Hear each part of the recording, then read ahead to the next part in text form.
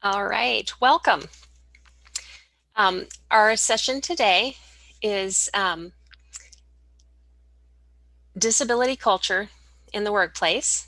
My name is Lana Collett-Klingenberg, and I am a professor in special education and the interim associate dean of the College of Education and Professional Studies.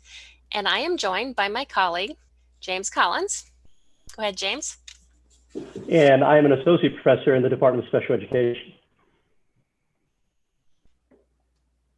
All right. We have four outcomes that we've identified for our session today. The first is learning how to recognize aspects of disability in the workplace. The second is using people-first language and social protocols. The third is applying a growth mindset in the workplace. And the fourth is acknowledging the identity and culture of disability. And if there are some terms in here that aren't everyday terms for you that aren't familiar, have no worries, because we plan to unpack all of this in the next while.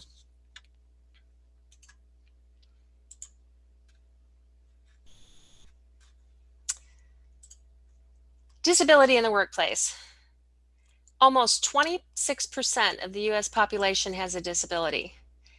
In fact, in our lifetimes, it's upwards of 90-some% of us will have firsthand experience with disability, either with ourselves or with someone in our families. Of those disabilities, mobility impairments affect 1 in 7 adults. The most common functional disability is difficulty walking or in climbing stairs. And as people age, the rate of disability goes up, affecting approximately 2 out of 5 adults age 65 and up. And the reason that we share these statistics with you today is because a lot of times, if individuals haven't had direct experience with disability, there's a tendency to kind of think that, oh, that's something that happens to other people, that that's not relevant to my life. And so when we look at these statistics, it becomes really easy to see that disability is a very natural part of the human experience and that it is a common occurrence. And in fact, a lot of times disability is what we call invisible, that we don't see immediately or overtly the disabilities that people are living with. Let's take a little bit of a closer look at those statistics. So this table shows you percentages of adults with functional disability types. So when we talk about functional disability, we're talking about how someone's disability or abilities affect how they function, how they get along in everyday life. This is different from talking about disabilities in categories or labels, such as learning disabilities or intellectual disabilities or physical disabilities. Functional disability is really looking at the direct impact of someone's abilities and disabilities on how they move around, think, perceive the world, interact with the world, and take care of themselves and others. So this table shows you some percentages. So almost 14% of adults with functional disabilities have mobility disabilities. Almost 11 have cognition disabilities, not to be confused with intellectual disabilities, but difficulty with concentrating or remembering or with making decisions. Almost 7% have difficulty doing things by themselves. That's what we call independent living.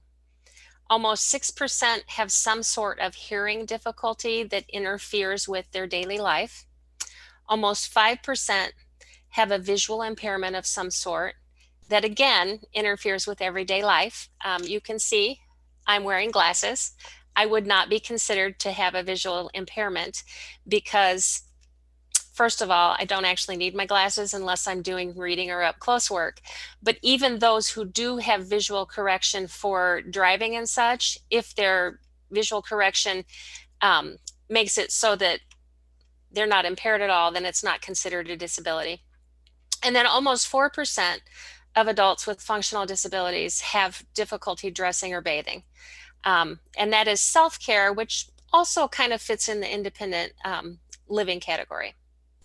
So that just gives you some insights into the types of functional disabilities that adults in our world might be living with.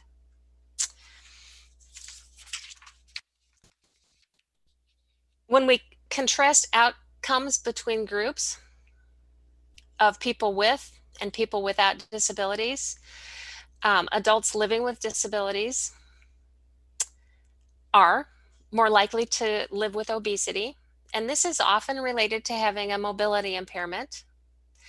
They are more likely to smoke, they are more likely to have heart disease, and they are more likely to have diabetes. So having a primary disability can often lead to secondary disabilities or secondary health impacts from those disabilities.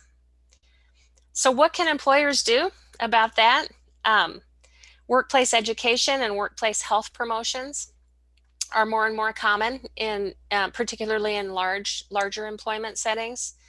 And then I always just want to say, you know, when we're looking at concerns like obesity and smoking, it's really important to try and refrain from judging those who fit these statistics. It isn't necessarily that an individual who has obesity or smokes or has heart disease or diabetes caused their disability with lifestyle choices. It could very well be that they're living with a disability led to an outcome, such as one of these you see here. All right, a few helpful definitions as we continue forward. To advocate is to support someone. Self-determination refers to the freedom of a person to determine their own status and independence. Stigmatization is to characterize something as shameful or disgraceful. And stereotype is a broad generalization about a group of individuals. As employers, it's really important for us to not overstep our bounds. We want to advocate for our employees with disabilities, but we also want to make sure we aren't acting on stereotypes or false assumptions about their disability. We also want to provide the same level of self-determination that we would for any other employee. For example, I recently hired someone who uses a mobility device. In any other office setup situation, we would ask the incoming staff person how they would want to arrange their office. In advance of this new hire moving into our office, though, several people approached me to express concern about the office setup and there being enough room for the new person's mobility device. I respectfully told each person that the new person would let us know how they wanted their office arranged once they arrived, and that it wasn't our place to make decisions about it in advance, even though every person that came to talk to me was being helpful and supportive. They needed to remember that we would want to respect that person's right to make those choices themselves once they arrived in on the job. And now I'm going to hand it off to Dr. Collins for a bit, and he's going to begin talking about PersonFirst Language. Thank you, Dr. Klingenberg. So you may have heard about what PersonFirst Language or PeopleFirst Language actually is, and you may wonder about how the subtleties can be important and how the little ways that we use our words can truly be impactful. So it may not seem like much, but using PersonFirst Language and our words can absolutely be very important when we're trying to communicate effectively and when we're trying to not only build a team at a business, but just communicate respectfully and treat others with the same respect that we'd want to be treated with as well. So I thought Dr. Klingenberg mentioned a good thing about wearing glasses, and it made me consider, well, if an audience member is wearing glasses to accommodate something like a visual impairment, whether it's something that, you know, you're nearsighted, farsighted, whatever it may be, do those glasses define who you are? And I'd probably say no. In fact, I'd say, of course not, nor should it. A disability, whether it's visual, whether it is a hearing impairment, whether it's an intellectual disability, whether it's a specific learning disability, you name it, that disability doesn't define who a person is.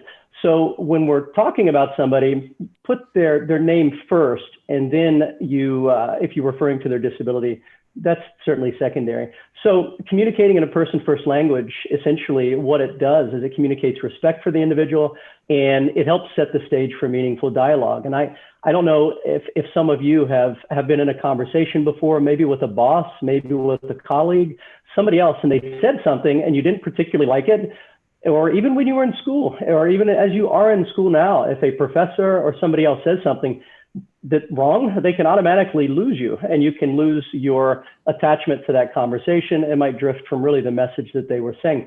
So in other words, when you're speaking about or to a person with a disability, it's much more appropriate and considerate to say something like a person with a disability rather than a disabled person. And it may seem subtle, but among those in the field, it's a huge difference. And in fact, one of the first things that I tell my students in one of my graduate special education law class that I teach is one of the first impressions that I get on how knowledgeable somebody is about communicating with individuals who have a disability is whether or not they use person-first language. That I automatically will, I'm aware of it, but I automatically make some assumptions about that person, and then not being very aware, I guess, of the way that their language can truly impact somebody else. So as we dive deeper into this, that's really one of the core things we're going to talk about and emphasize why it's so important.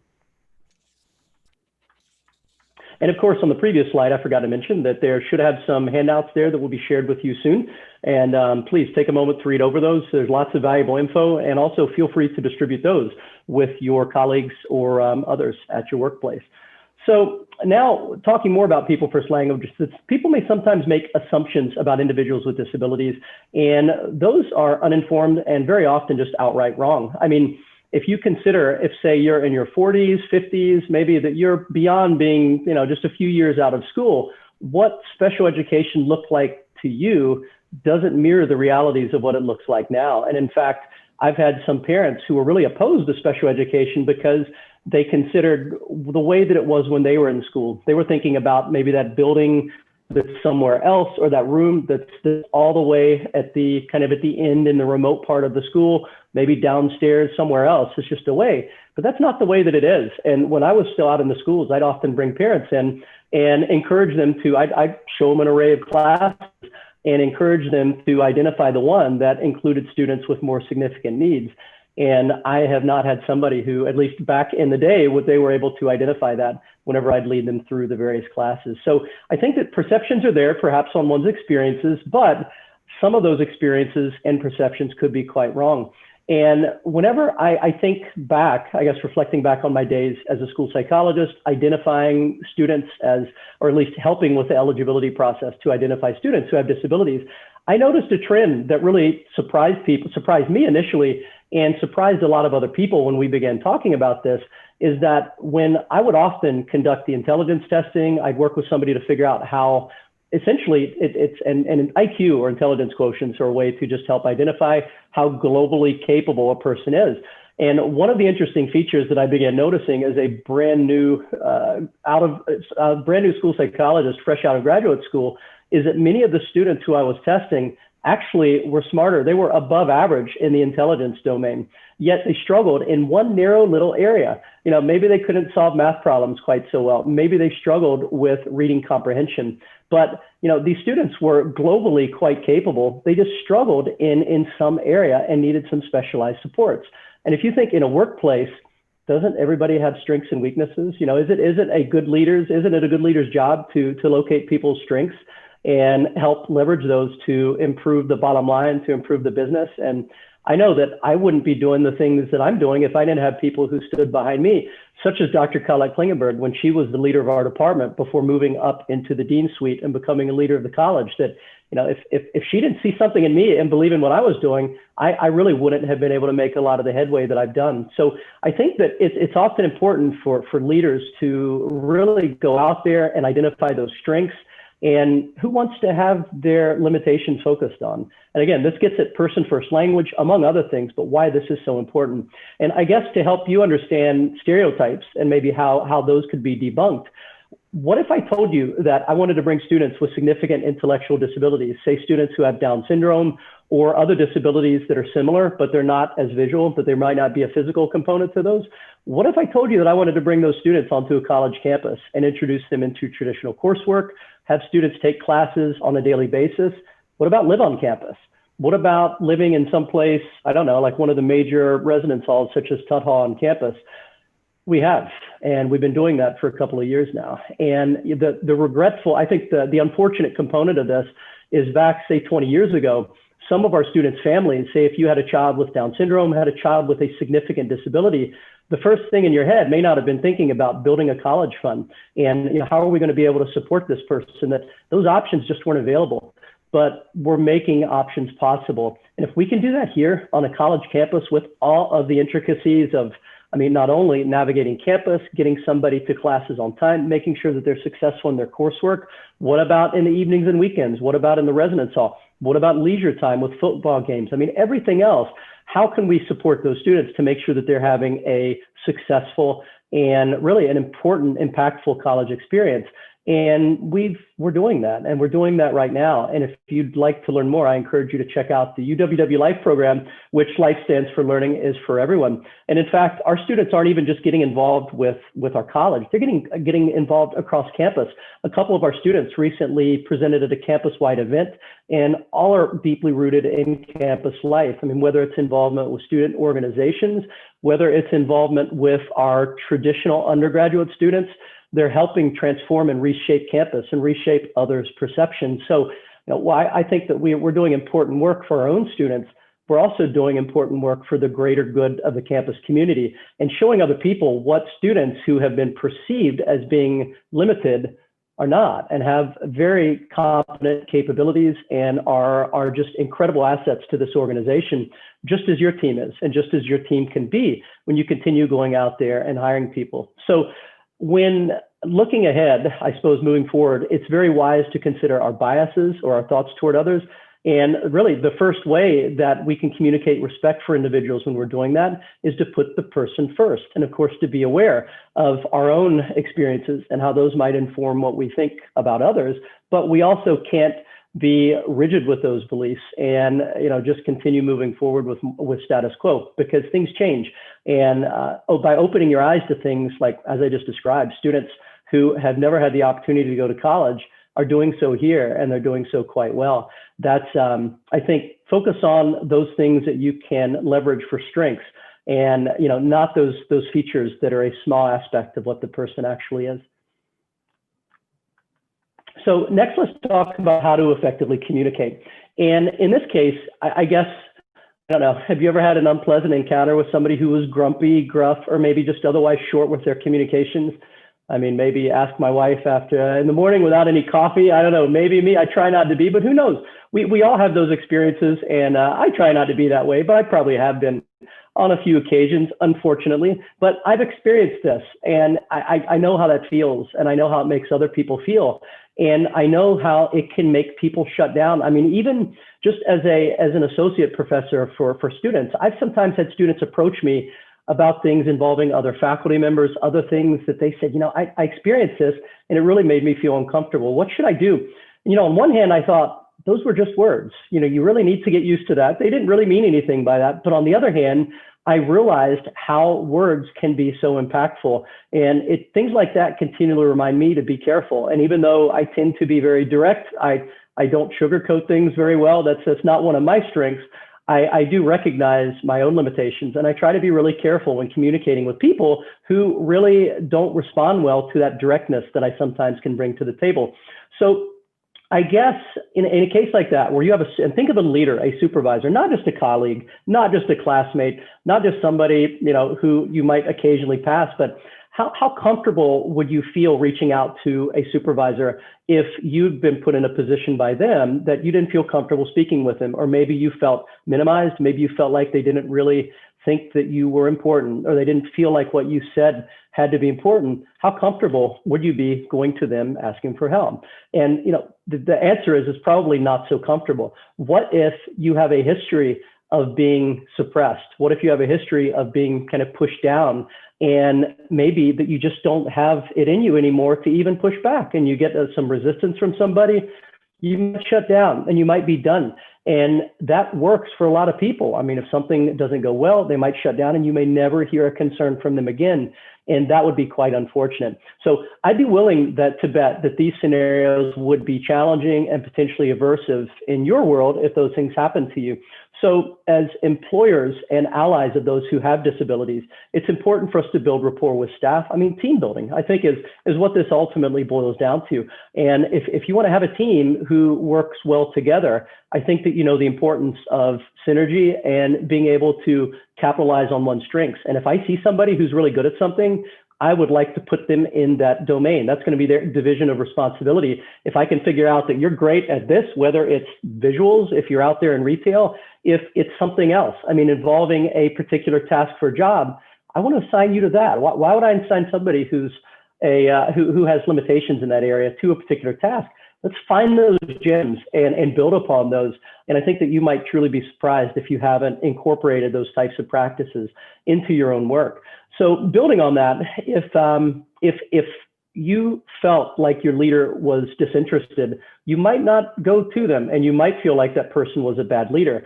And I have your hunch that this probably leads to why our words are so important, is what you're thinking. And because it's one of the only ways that others can get insight into how we feel and the thoughts in our mind. I mean, as much as I'd like to tell you what I'm thinking or show you, I mean, ultimately, you've got to believe the words that are coming out of my mouth. I mean, there's telepathy. As much as we'd like to have it, it ain't a thing. So we've got to communicate effectively with our words. That's one of the things that I tell our pre-service teachers and our graduate students in the program, is that communication is so important. Because, I mean, can't you judge somebody's competencies by how well they communicate with you? I mean, I think as a business leader, if you have an employee who's not effectively engaging customers, you might get some impressions about their overall skill set. So the way that we present, that we project ourselves, can be quite important. And a matter of, and not only is that communicating with customers, but also within our own teams.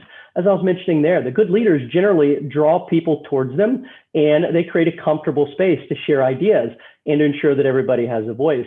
And this is advantageous for a variety of reasons, one of which is your bottom line. I mean, businesses won't stay in business if they aren't making money. So the things that we're sharing here are strategies to build your team up, to improve your bottom line, and also to improve your customer base. I mean, customers who see that their employees are happy, that they're doing a good job, that they like the products, services that are being offered. I mean, those are the places where I shop. I don't know about you, but I tend to gravitate there than someplace the opposite. So again, the opposite could be said of people who fail to effectively communicate, which results in a divergence, and which is not a good strategy when building a team. Okay, so building with this conversation, consider how effective communication plays in your role with friendships and relationships. If you're like me, then you've probably misstepped on a few occasions, as I mentioned with my wife, when communicating with a significant other, with somebody else. But no matter how good that my intentions were, whenever I've done that on a few occasions, I struggled to dig out of the pit that I dug with my words. And this is case in point, and it's probably relatable, at least perhaps it is, because it may have happened to you too, perhaps on fewer occasions than it's happened to me. But to relate this to employment, for us to effectively communicate and recognize all that somebody brings to the team, I mean, these are just important facets that we need to keep in mind. And focusing on what somebody can't do is incredibly limiting. Each person with a disability is quite able in many areas. And as a leader, I mean, that's your job. When you're hiring somebody, if you're a hiring manager, I mean, are you hiring people who have skill sets for a certain area, or you're looking at the things that they don't have? I mean, I imagine that you're proactively trying to find folks who have skills that fit into certain aspects of your business model. And, you know, I think that makes sense. So capitalize on those strengths. And we encourage you to consider a person's strengths with your words also, and how they relate to the job at hand, which is ultimately, you know, will you put the person above the disability? And that's what we're hoping that you do. So by speaking in an inclusive manner, it'll also elevate you to becoming a better leader as well. And let's see, next slide I'm on is slide 11 here, I believe is the one. My next communications are going with. At least that I was thinking. I've got a few talking points, thinking points here that I got at. So when communicating with others, basically, there's no need to bring attention to their disability. And if, for example, if you encounter a person, say, who's in a wheelchair, or in say, some type of a mobility issue, or some type of physical disability, physical impairment, it would be in very poor taste to ask them what happened. I mean, I think that would be irrelevant. It would be a moot point. What you're working with is who the person is and what they bring to the table, what they bring to your team. Likewise, terminology that we use to discuss disability, that we even use to discuss, mental health conditions, whether it be, it doesn't have to be just, I mentioned physical disability, but also somebody who might have a mental health condition, that the terminology's changed quite drastically over the years. Back in the day, you might be surprised that words like imbecile was a term, clinical term, and so was moron. The moron fell above imbecile. And these were truly clinical terms that now, of course, they're used in a derogatory manner. I don't say them in that way. I'm saying these in a way that these were clinical. This is about 100 years ago. You would have heard a psychologist or a doctor use these terms to describe students who might have been, as used language back in the day, feeble-minded or had some limitations. And the problem is, back in the day, when students had cognitive limitations, maybe limitations with their ability to care for self, maybe with their academic ability, whatever it may be, that those students weren't giving opportunities to remediate. They often had doors slammed in their face, and they weren't giving a chance to see how high we can actually raise the bar. And court precedent, all kinds of things has evolved over the years that's changed these things and has really underpinned the movement towards better supporting people who have disabilities, both in public and private sectors. But, it's just important for the words that we use. Again, like I said earlier, person first. So person with a disability, individual with a disability. Feel free to use synonyms. The main thing is you're not putting their disability first.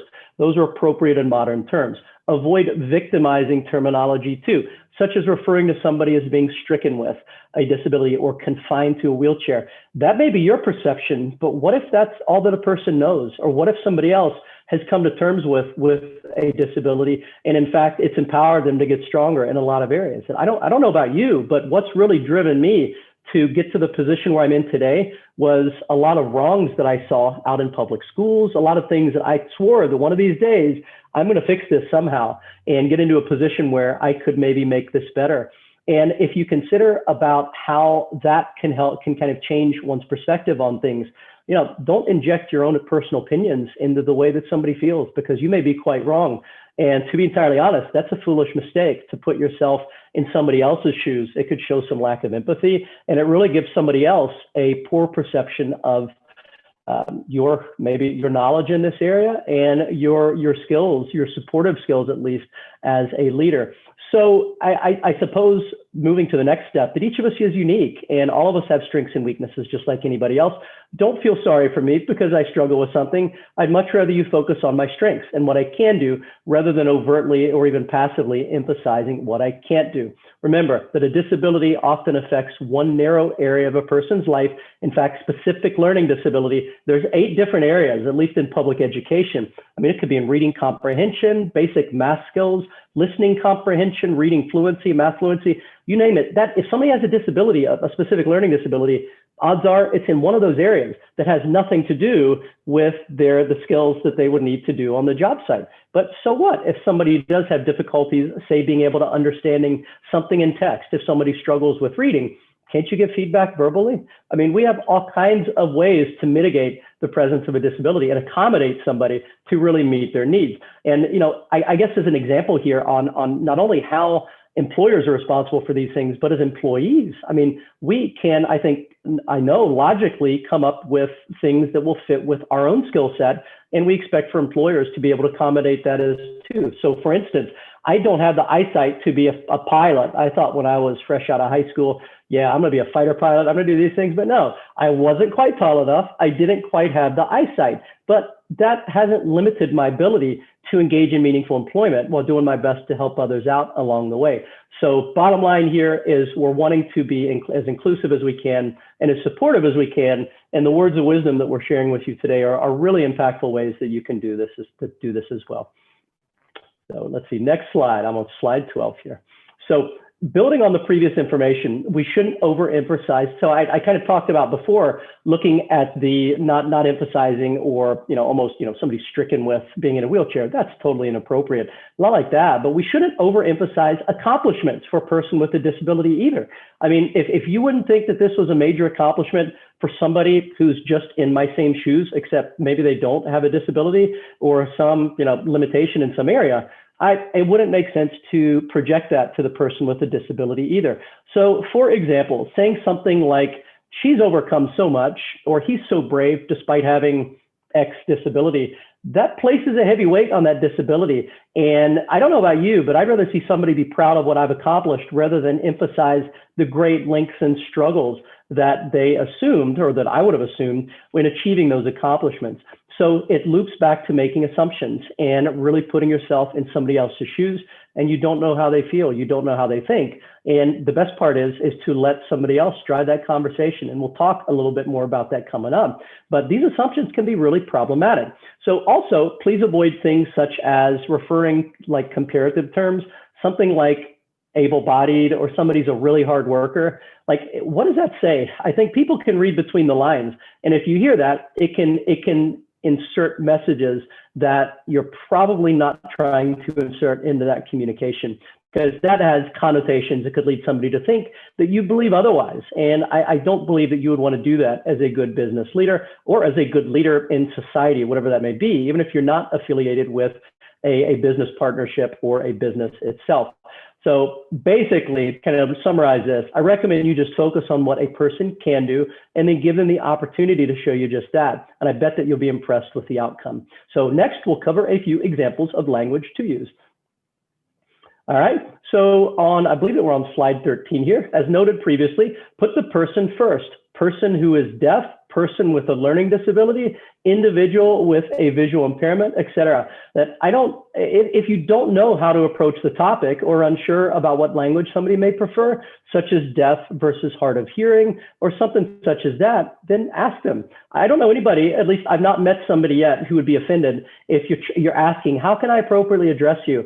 That somebody may, just assume that you might know, but I would much rather somebody not make an assumption and ask than make a wrong assumption and say something that might offend, or might hurt somebody's feelings, or might communicate a message of lack of support or something like that. So most will agree, most at least within the field, I think, of special education and among persons who have disabilities, that they'd appreciate your care and concern for asking, rather than making the assumption and potentially, spoiling an otherwise productive conversation.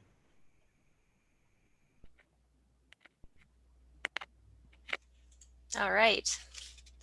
So now that Dr. Collins has shared with you some kind of ways of thinking that put the person before the disability, and keeping in mind that the disability is just one aspect of a person, just like their hair color, their gender, their height, their skills, their talents, we want to turn to talking about how do we put this in place in our corporate culture, in our workplaces.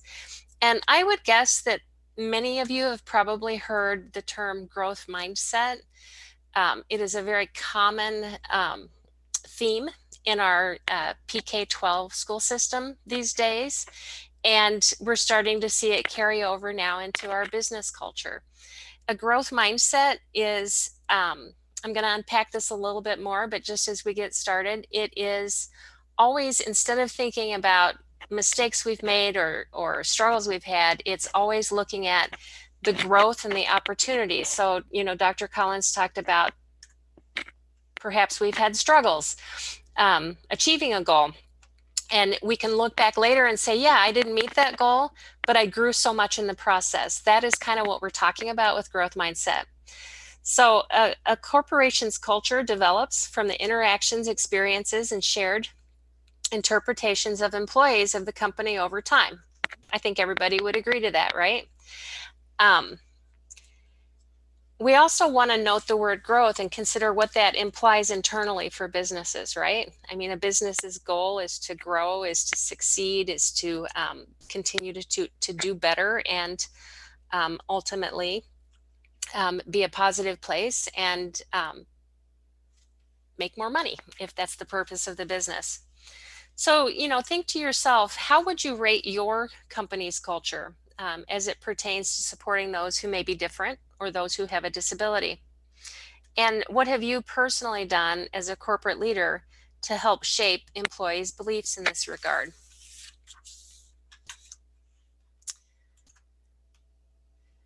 The growth mindset is centered on the view that we can grow and advance rather than being limited with a fixed set of abilities.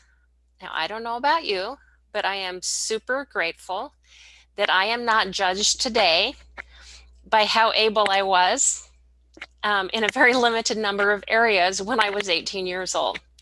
I have grown over time, and I expect to continue to grow in my work and in my personal life. The growth mindset in our corporate culture also forces us to consider what is possible rather than what is a detriment. So when we take this lens and consider working with individuals who have disabilities, instead of focusing on what they can't do, we want to focus on what they can do. And the only way to do that, of course, is to be able to develop a relationship with the individual and truly get to know them. By having a growth mindset, we can help to promote positive attitudes as well as self-esteem among and within our employees. As an employer, you have an incredible impact on the culture of the company, of your company, through the physical environment, decisions made by management, daily activities, and more. When making decisions for and with our staff, we want to be sure to consider the needs and circumstances of all staff so as to not inadvertently exclude anyone or put them in an uncomfortable position. And when I say circumstances, I do mean the physical environment. How is the environment laid out? Can everybody access it fully the way it's intended to be accessed? I work in a very old building on campus, and we had an instance this past year where we had a student who used a mobility device who was unable to use our primary public restrooms. How awful for that student to have to, every time they wanted to use the bathroom, to have to come to a staff person in our building so that they could have access to a private bathroom and still have to have someone open the door for them. That is not okay.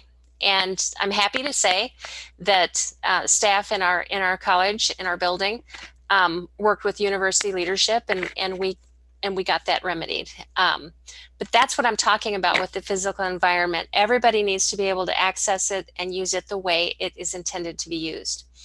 And it's the same with our social environments.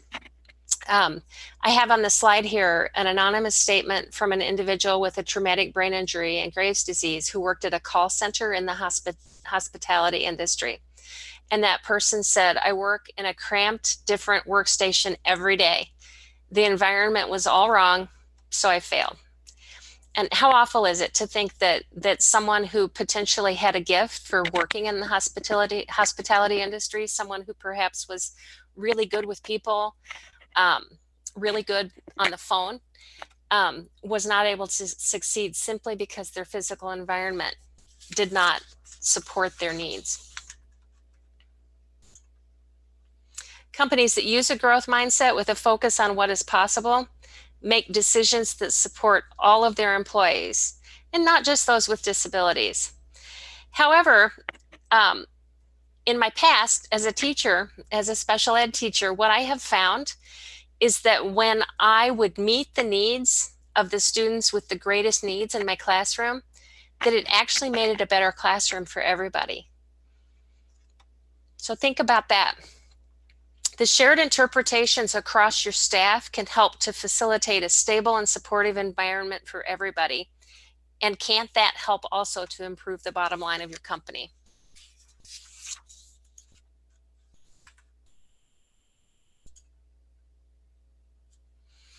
Here's another anonymous statement from an individual with rheumatoid arthritis working in an office setting. This person says, fortunately, I am able to work full time because my employer understands my limitations. They've offered accommodations like flexible attendance to accommodate morning stiffness, an adjustable chair, and more. I hope that those of you who are watching this presentation today know that we actually have federal laws that require employers to provide reasonable accommodations for individuals with a disability. If you're not aware of that, I suggest you look into it. I apologize for my delay on the slides. I keep losing my mouse. Okay, corporate culture with growth mindset. Some additional benefits of this. When we have a growth mindset in our work environments, employees view our companies as ones that are positive and growing rather than being limiting. Employees feel that they are important and have a voice. And job satisfaction and commitment increase in stable and supportive work environments. This leads to better performance and lower turnover of staff. All of these things are vital to growing and thriving businesses. An effective way to use growth mindset is to use social perspective taking. This is simply inviting others' views, experiences, and reactions into the decision-making process. And once each person's view is considered, it is helpful to then ask what other options there might be to find common ground. In other words, social perspective taking is the ability to see a situation from the other person's or person's perspective, because each individual is going to see a situation differently. We use the growth mindset approach to consider how others are viewing and perceiving.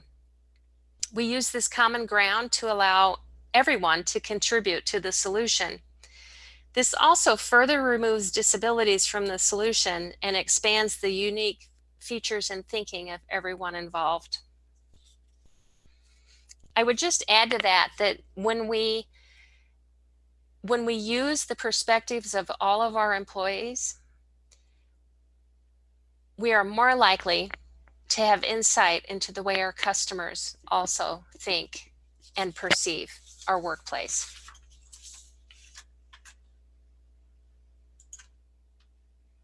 All right, so to summarize about growth mindset, the goal for employers should not be to focus on the employee's limitations. Rather, we should consider what people are good at and where they can grow and thrive, and then make that happen for them with the supports we put in place. And we want to engage in social perspective taking in order to have more of a team approach. We want to capitalize on individual strengths when determining team assignments. We might need to shift schedules. We might need to rethink job responsibilities.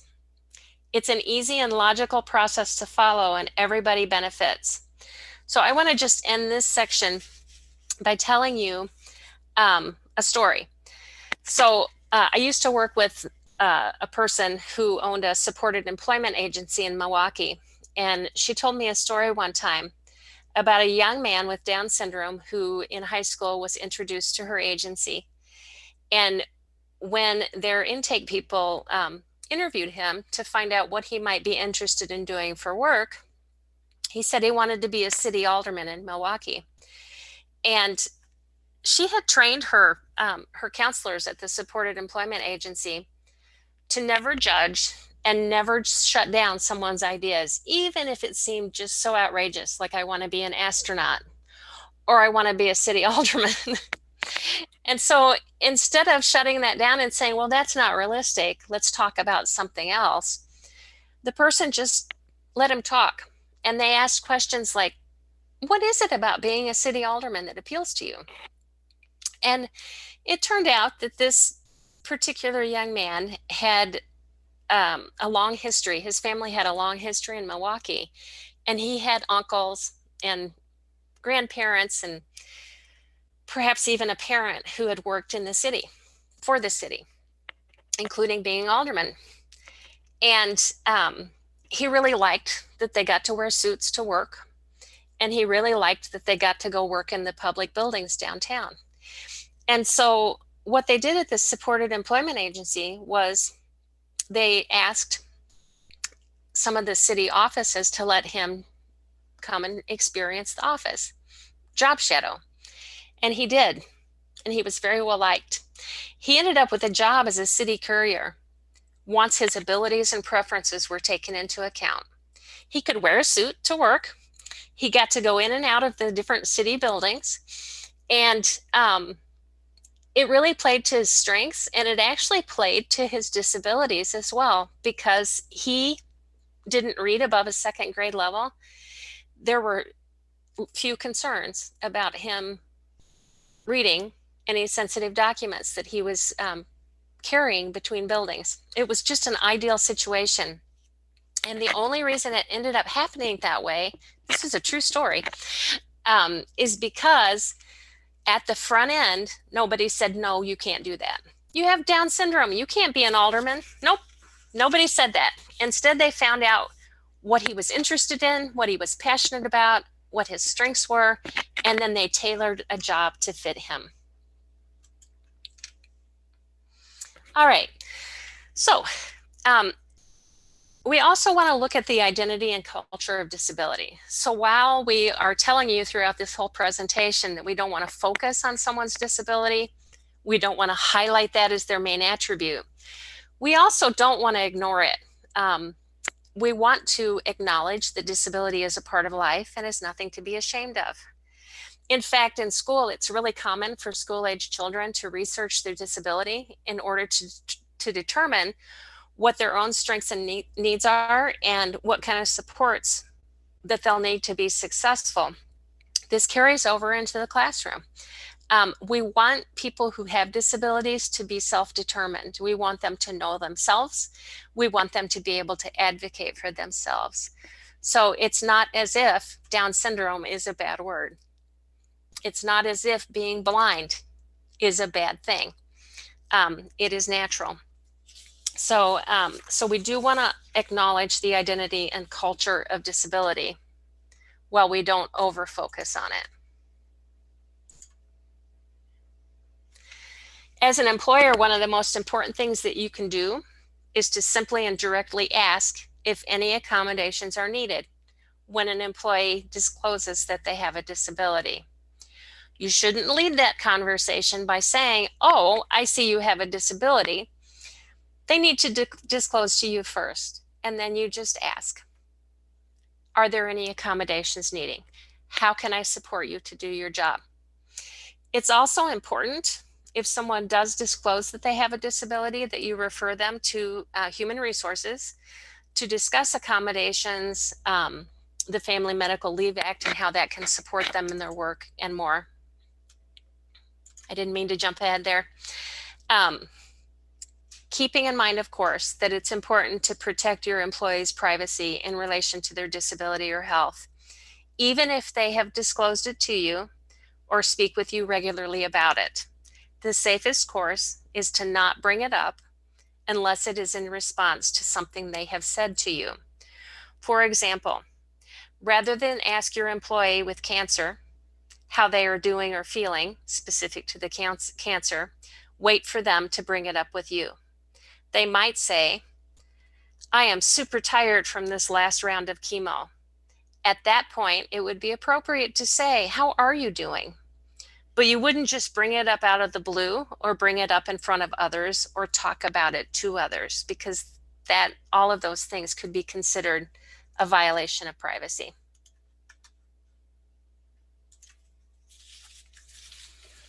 Okay, all right. And to wrap things up here, in conclusion, and as Dr. Collett-Klingenberg pointed out, disability is a part of life. And in fact, you may experience it in some form as you age, if you haven't done so already.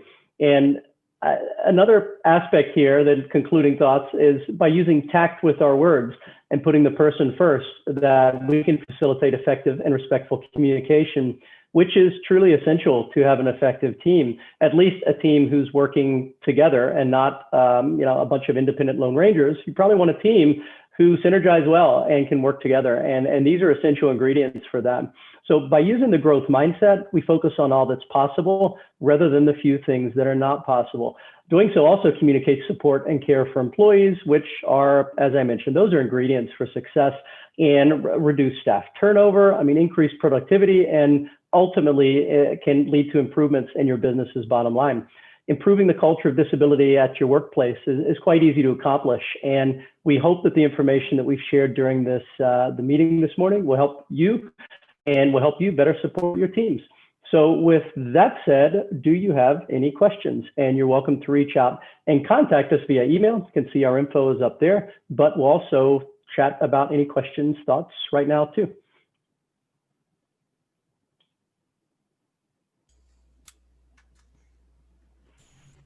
I am actually not seeing the chat room on my screen. Yep, I'm not seeing any, not seeing anything come through. Yep. All right. Well, Okay. we want to thank Well, everybody for joining us today. yes, thank you. And reach out if we can help you in the future.